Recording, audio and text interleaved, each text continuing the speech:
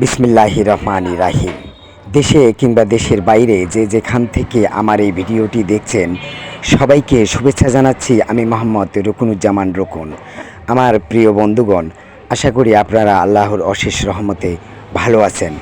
জীবনে তো অনেক খাবারের ভিডিওই দেখেছেন, আজ আমি আপনাদেরকে একটি ব্যতিক্রমধর্মী খাবারের ভিডিও দেখাবো। চলুন প্রিয় বন্ধুগণ, কথা না বাড়িয়ে তাহলে শুরু করা যাক।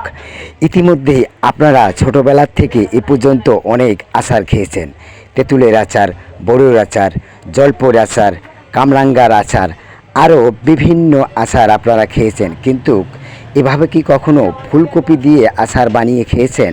যদি খেয়ে নেওয়া থাকেন তাহলে সম্পূর্ণ ভিডিওটি আজ আমার সঙ্গেই থাকুন। এই যে আমার এক প্রিয় খেটে খাওয়া বড় ভাই, সে দেখুন কিভাবে ফুলকপি দিয়ে মজাদার আচার তৈরি করছে, দেখতে থাকুন।